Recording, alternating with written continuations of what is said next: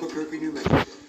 Panicked bear wanders out of the mountains and into town in search of her lost cub. As she runs through residential neighborhoods, people hide indoors, fearful of being attacked. Animal control officers armed with tranquilizer guns corner the bear, but she races up a utility pole to avoid capture. Just like any wild animal, if it perceives danger, it perceives that it's going to be threatened or hurt, it will attack. But it's not the people who are at risk, it's the bear. She's sitting dangerously close to high-voltage power lines. One wrong move and she'll be electrocuted. She searches frantically for her cub, unaware that it's already been found and is being protected by the animal control officer. Mother bear is confused and disoriented. It was just going nuts. It was in a true panic. A game warden fires a tranquilizer dart to subdue the animal, but it doesn't take effect. But this particular bear, we feel, was so stressed, so panicked, that those drugs were taking a long time to work. After nearly an hour, the bear becomes drowsy. It's a heart-wrenching sight as she struggles to keep her balance. Suddenly, the bear loses her grip.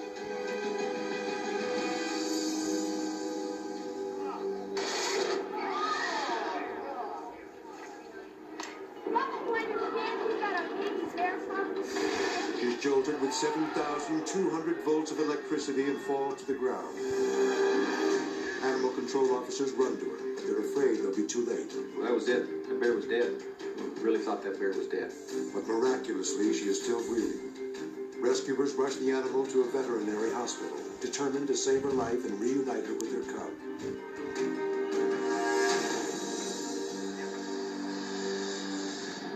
Since that bear was still alive, and bears are really tough animals, that there was a chance that this bear could make it.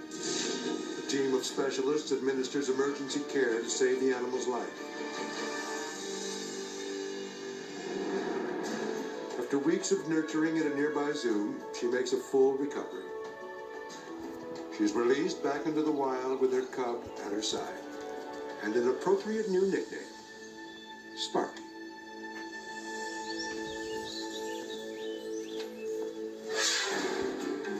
Kansas City, Missouri. This surveillance tape captures two thieves who really know how to take the money and run. The woman on the left, in the official-looking blue uniform, has just walked into this convenience store with the man in black. They tell the clerks that they have come to repair the ATM machine. Before the cashier can ask for identification, the man tells her that the machine must be removed for repairs. So he wheels it out the door on a hand truck with thousands of dollars inside. Meanwhile, the woman in the uniform hands the clerk a sign from the machine and says goodbye.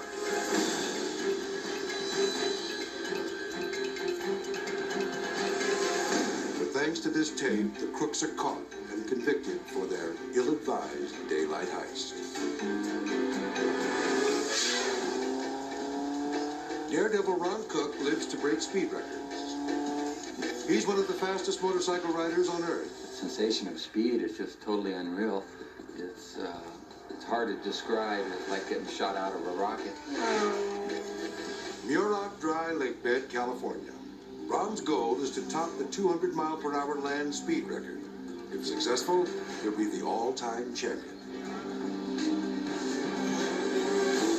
As Ron tears across the desert floor, it looks like he's a sure thing to set a new record. But then, he faces the most terrifying moment of his life. Ron loses control of his bike and tries to leap off, but instead he's brutally dragged at 175 miles per hour.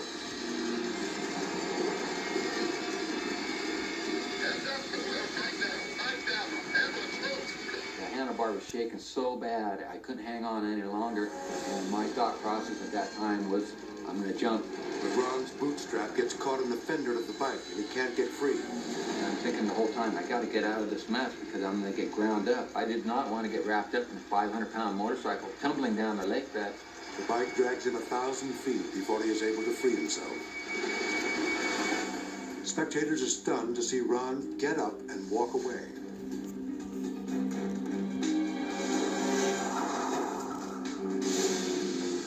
The cycle mysteriously continues on without him.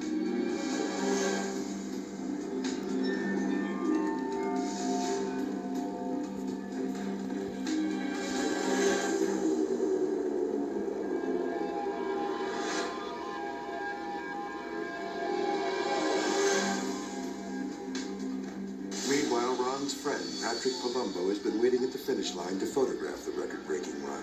He crashed at 175 miles per hour, and he walked away from the crash. You know, he was able to get up and walk away.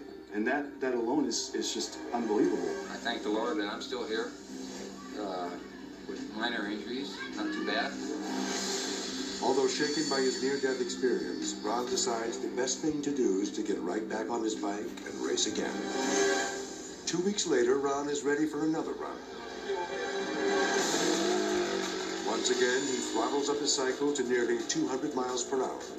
And I'm just willing. I know this is going to be a record run. And I'm going right through the finish line. Everything's looking good.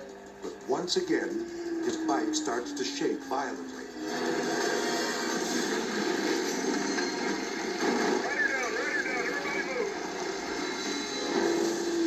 Ron can't believe it's possible, but it's true.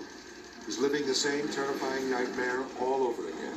All of a sudden I hear a loud noise, and I see a cloud of smoke. Pieces flying left and right. I know Ron crashed. I don't know if he's alive, if he's dead. I have no idea. Ron is violently thrown more than 600 feet.